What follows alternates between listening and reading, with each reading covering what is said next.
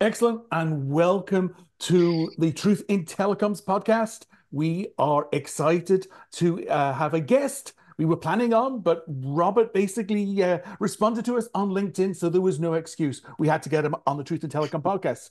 Robert is the founder, CEO for now Bird, previously MessageBird, and also the co-founder for People for People, a humanitarian organization. But Robert, welcome. Please introduce yourself. Thanks, Alan, and thanks, Johnny. Yeah, my name is Robert. I'm the founder CEO of Bird, previously MessageBird, and yeah, we launched this week. It's been very exciting. We might have caused a little bit of trouble, so Yeah, there's a yeah, I'm British excited to speak to idiom. both of you guys today. Yeah, there's a British idiom, throwing a cat into the pigeons. I don't know if there's a Dutch equivalent, but I would say in what you announced with there's the branding change. Yeah, Bird is better. And also it enables us to riff on that title. I think, there's the sort of offer or, the takeover discussion around Twilio. And I know you can't discuss that, so we won't go there, but Johnny will have it, definitely share his view, and also dropping margins by 90%. And you impacted the industry. There's that little graph I showed on LinkedIn where you'd impacted Cinch and Link. So definitely the cat is amongst the pigeons. So well done. Well, I want to take over here for a second. First of all, Robert, I'm so excited to have you on this podcast. I've been waiting for like a real guy to stand up and take a hold of the industry. You came out of left field. I remember reading and watching how you had to painfully get rid of employees a couple of years ago.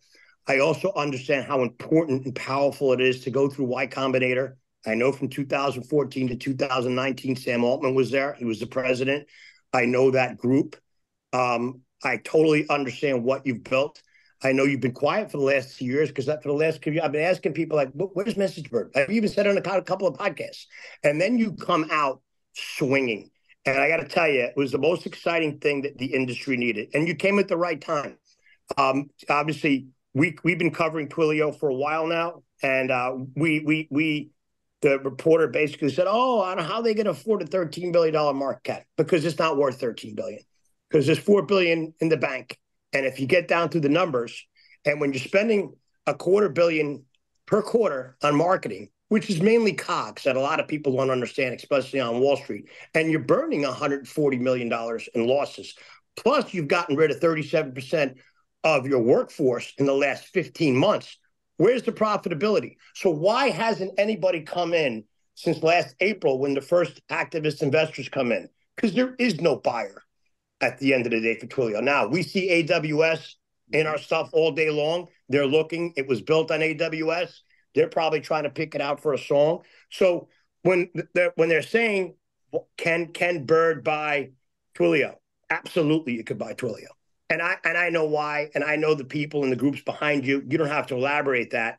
But I think one of the main things that I've learned about you is how you've re-engineered your business for tomorrow, where everybody else is yesterday and everybody else is chasing the same SMS. Because what has been uncovered is Twilio is just an SMS company. You talk about their $1.3 billion in profit on SMS. If they make $1.3 billion on SMS, but they are spending between losses and marketing costs almost $2 billion to the $4 billion in revenue, where's the money? So for you to come in and disrupt it and then want to acquire Twilio, I don't get. But you obviously have a bigger plan on that. But if you really want to dig deep on that, we can use all our stuff. And then look, we want to be here to support you on the information in the USA and what's going on with the monopolies and the price gouging, like that's happening internationally. So look, we just want to tell you we're big fans, and the king is here. So let's go, Robert. Give us a little idea Johnny, of what direction you're going in. Look, I can't talk about I can't talk about it. That's what Don't talk about that. Let's talk about where you want to go. Let's talk about what you built on your network, the retooling it, and what's happening to SMS internationally. Look, let me tell you why it's important to us and why the price discount to Twilio and what we're trying to achieve. So first of all, as you guys both know, the U.S. is an IP market, so it's a peer-to-peer messaging market, which used to be free, which is controlled by a couple different hubs. It's very different than the rest of the world, where One we had hub. about 400. I mean, Sybase 365, Sybase and Cineverse. So you have so basically what you have is a situation where, like, the rest of the world is controlled by connections directly to carriers, and you have the United States, which essentially is controlled by one or two hubs that control all of the messaging. So I guess the first big white lie is when people say, "Oh, we have direct carriers in the United States," is it's complete bullshit. I promised I wouldn't swear. It's No, it's complete. okay. That's not a swear. Yeah, That's not swearing. Okay, Yeah, that's in say our bullshit? policies. No All right, BS. great. We're like cable. Bullshit. We're like All cable. right. So I can't say the F thing, but I can say the B thing. Okay, You can great. say whatever you want. I don't know why Alan's getting all religious on us, but go ahead. I'm trying not to swear. Okay. No. Fuck. That just definitely threw me off base. No. So I think that. So I think what's the biggest issue is that, like, look, Twilio's amazing company, and they've built amazing technology. It's from an API developer perspective. Jeff is a innovator in building simple APIs. I can tell you, from somebody who comes from telco and who understands originators and recipients and all that sort of stuff, and to do to and from seems like a simple API thing. He definitely innovated that. So all credit to Jeff for doing that. At the end of the day, from a technology perspective, they've been a thin layer and they've been nothing else. There's no infrastructure, there's no telco. They haven't rebuilt any carrier network. They have no SS7. They have no mobile network codes. They have no carrier licenses. They have absolutely frigging nothing. All they have is some sort of, like, gateway that, by the way, they didn't even build themselves. So their SFP isn't themselves. Their S7 isn't themselves. They've licensed all of them. So they're nothing else than anything 20, 30 years ago of Ericsson. So I guess our view is just like, why so much margin? There isn't another industry in telecoms that makes as much margin as Twilio does on SMS. It makes no sense. It also, like, I come from a world where, like, people are making 10, 20, 25% margin at most. In the United States, you're making 80, 90% margin. It makes absolutely no sense. So I think that's one.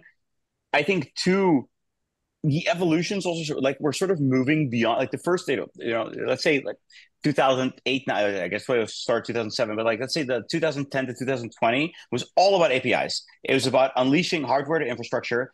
You had these big rooms that were full of telco infrastructure back in the day, and now that's what's going to move all the way to the cloud, and we're going to have APIs and sort of do that, which is a great business model until you did super well. And there's a few others that did very well. Yeah. I think the problem, though, is, and the thing where I'm challenged is that this is not what I'm hearing from customers. What I'm hearing from customers is, like, we don't actually want to build all this stuff. Like, we have developers, which, by the way, are really expensive and they're really scarce, and we have our core business that we need them to go build stuff.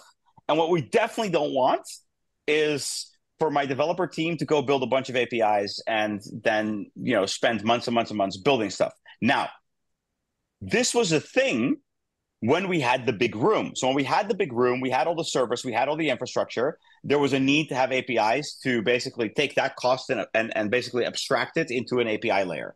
If we now, 10 years later, I think that market has just moved.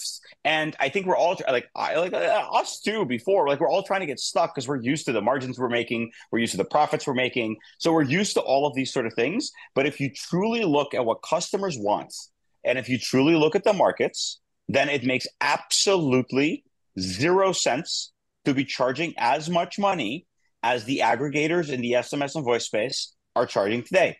So our view is, it's not about the channel and charging on that. We're going to charge on what you can do with the channel. Automations, two-way, taking your DHL package and rescheduling your appointment versus just sending you the message. It's on its way. Yeah. And that's our strategy, and we think that's going to move the market further. And unfortunately, that's going to mean that if you're merely a API access provider, that you're going to be in a little bit of trouble. But by the way, you were in trouble 20 years ago too, because I think what people don't realize is that SMS APIs have existed since the frigging 90s. Yes. Like, Twilio didn't innovate this space at all. Like, there's nothing innovative. They made it simple. They gave access to developers. They did a bunch of things. They brought the market forward. But if you're in telco, you're looking at them and you're thinking, gang, you didn't really build that much. Well, Twilio was built by Jim Cramer, Goldman Sachs, and the magic of Wall Street. Truth of the matter is, it's only $4 billion a year in revenue. Some guy made a comment last night comparing the Twilio brand to Nvidia, which is like $1 trillion market cap. Comical people. I think you're absolutely right, and I think Did you see my comment to that? Did you see my comment to that? I reacted to that. I was like, "What are you talking?" No, what are you talking about? NVIDIA is actually infrastructure. They actually built something. Twilio didn't build shit. They built a little.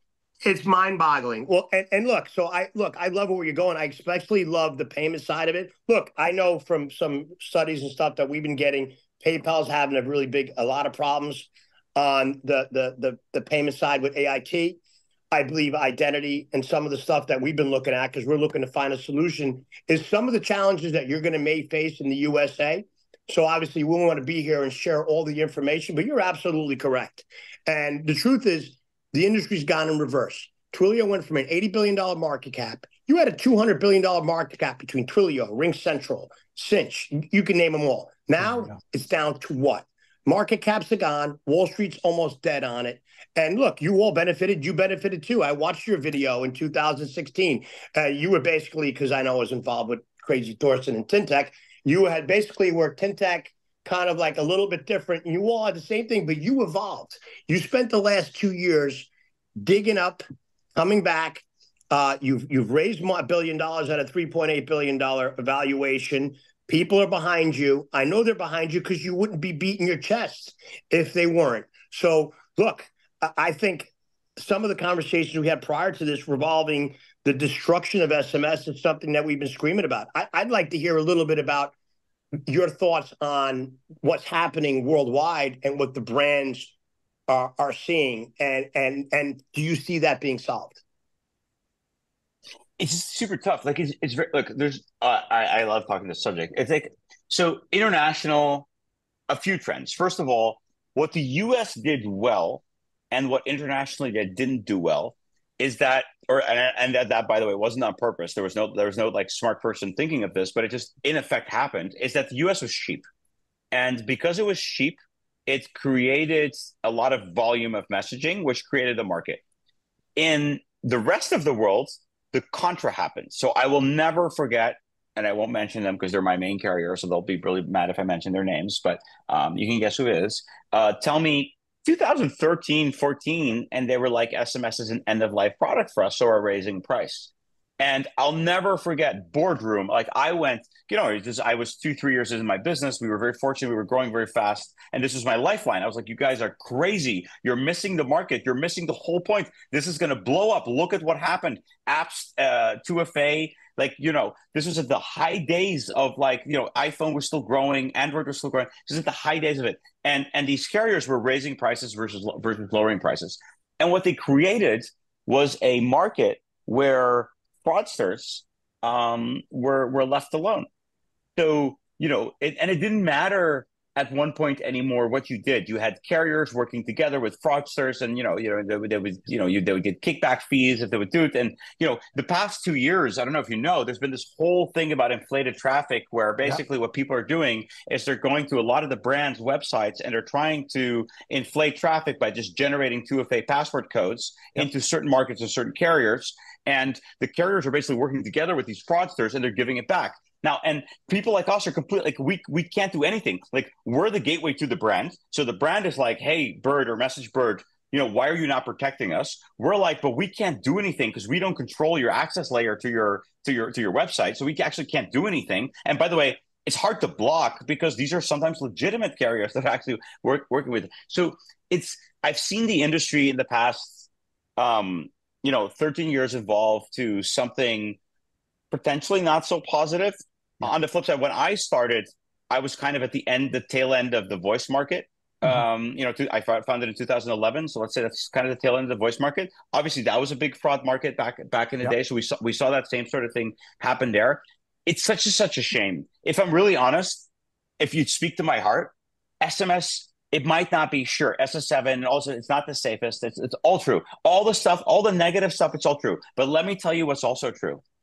If you log into an email provider and you have an authenticator app or you have SMS, the one that's more secure technically is the authenticator app. The problem, though, is what do consumers do? They find it too annoying, so they shut it off.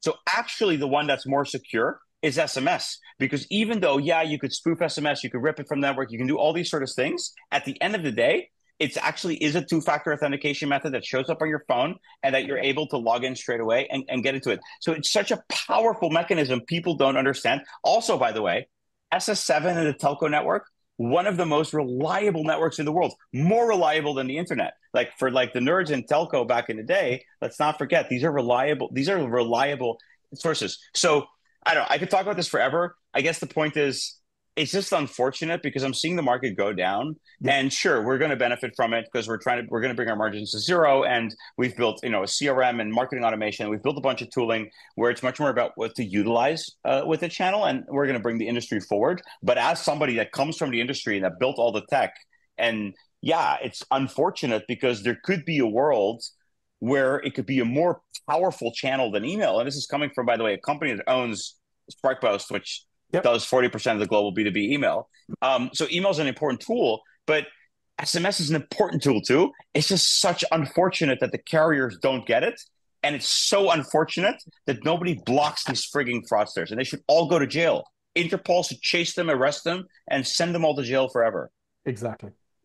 Spot on. And do you think identity, look, there's an identity product that we just put out with TNID. This is solvable. A lot of this stuff is solvable at the end of the day. And I think we're getting to a point where that's going to happen.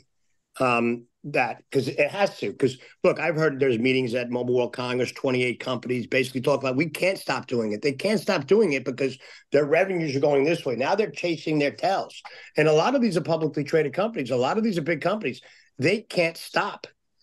Because they're getting cut out by other people too. So there are tools out there to gauge these people. But what I want to hear about is what you're looking to do with fintech, because you're really changing the game now. And I watched your little piece you have on your website, and was really blown away by how you integrated everything. Because that to me is the differentiator.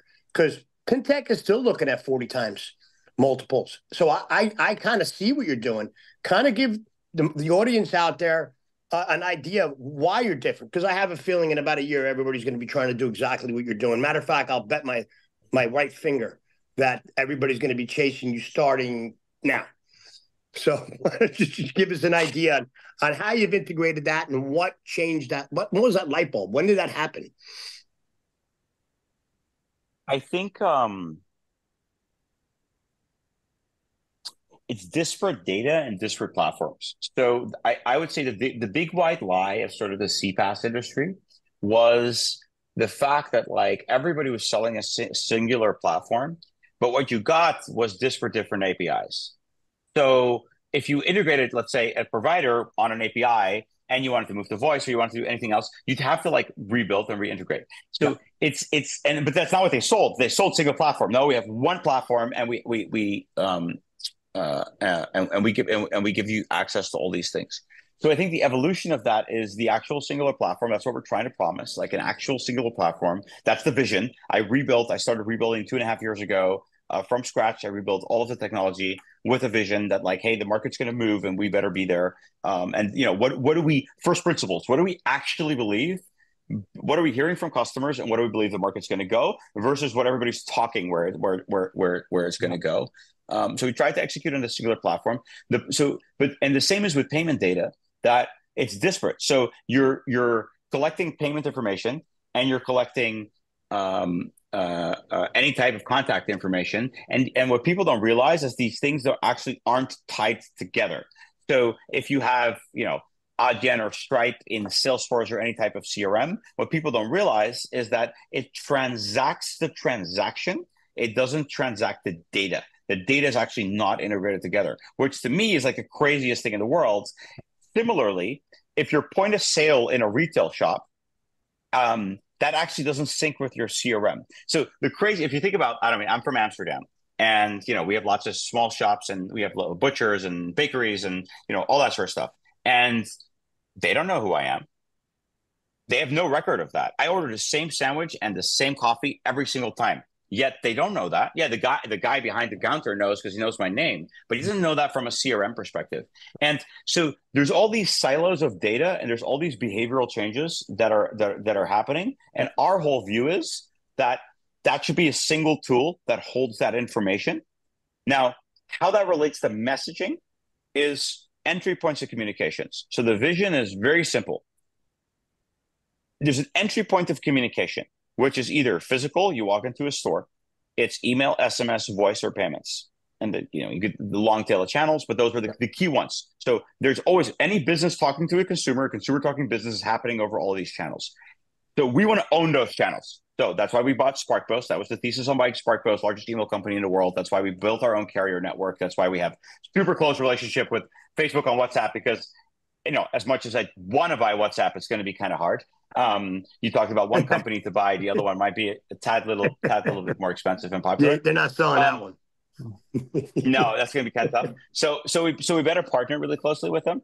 But that's it. And then as those communications come in, and same with payment, and as those communications come in, it creates a contact with customer data. And then with that customer data, it becomes all about what you can do. And whether that's selling the customer something, servicing the customer, and customer service is kind of irrelevant. Yeah. It's more you are doing something with that data. That's our whole vision. That's what we're going to execute against. It's a big bet. I'm either right then happy, or I'm wrong and I'm going to be in the gutter somewhere. But one of the two will happen. Well, you know you're not wrong.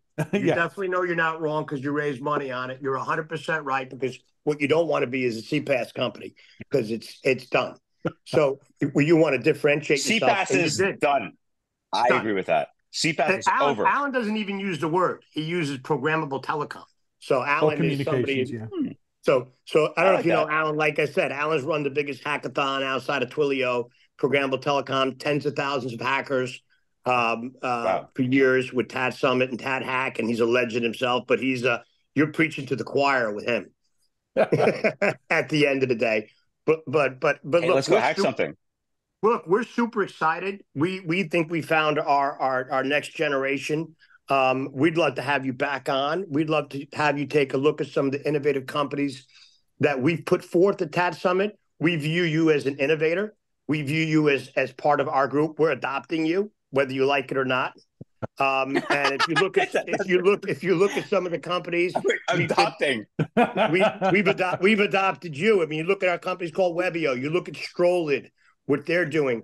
Uniphonic is now a unicorn. They started with Alan over here at TAD Summit. You look at this new product we have at TNID and Nova Falco, which you're really going to love, because you're going to want to get your teeth into understanding how that works. And then you have Augnet, which can give you a tool to point at all the dirty players, because you know what? It does have to get cleaned up. I think the industry knows, they just can't stop it. Yeah. But look, we know you're busy. We know you're tight. We really appreciate you coming on. You need to take a look at our messaging monopolies piece, our triopoly piece, and your team needs to look at that and basically report to you what we found. They haven't been able to find a hole in it. And look, we found our leader. We're innovators. We're TAD Summit. We're TAD Hack. We're innovators. You're an innovator. That's it. Bottom line, we're here. So we're here, and we've adopted you, and hail to the king. And if nobody likes it, F you. Thank you so much, Robert. This was excellent. If you adopted me, does this mean I have rich parents, or finally, or yeah, you do have rich parents. You know, you have rich parents. It's called the people who are on the side of right in this country. There's a lot of people. We have a lot of followers, all right. And the rich parents are you, your guts, your nerve, your balls, and your vision. You're your own rich parent. We're just a group of innovators. We have thousands of followers that want to see people like you win. Bottom line, these are the people that think like you. Hey, and for what it's worth, if people are watching, like, you know, the United States is an enormous important market for us. As you all know, you know, you can guess where our, for example, voice connections are coming from, where SMS connections are coming from. You know, we're interested in the rate centers, how to build them. Potentially, we have building them ourselves. Yep. We have all the information and all the connections and all the people that you need. But we've been censored this week by YouTube, either by Tata or the operators, because of a little Skype over there. Alan thinks we're getting out of YouTube jail. He was told. So they censored us. They tried to say that because we're putting out there's a lot. Yes. Yeah, there's a lot of election interference going on with messaging, and you saw the Biden robocalls, and a lot of stuff happened with Calera and Tata. They sent us cease and desist, me and Alan. So they're trying to shut us up on releasing certain tapes and recordings. So there's a lot of stuff, but yeah, people are listening to us. People are paying attention to us. Your post yesterday that I posted, I got over 13,000 impressions. So you know what? I don't think you need anybody but yourself, but we're here. We're behind you. We're going to follow you. We're going to cover you. Reach out to us, get the data, get the information, and, cross your I's and cross your T's and dot your I's looking at this Twilio thing. Because look, I think you could buy that thing all day long for a lot less than what they think it is, because nobody's knocking on the door except two small little hedge funds that we know pretty well. And listen, we're good, my friend. This is where I go. Hey, it's nice meeting you guys. This is You're welcome. Again, we got a few other companies for you to look at that you could probably buy what's in your back pocket. Change. In a world where data breaches and identity theft are common, the question arises, as we work so diligently in safeguarding our personal data like a superhero, why do we continue to place trust in third parties to do the same?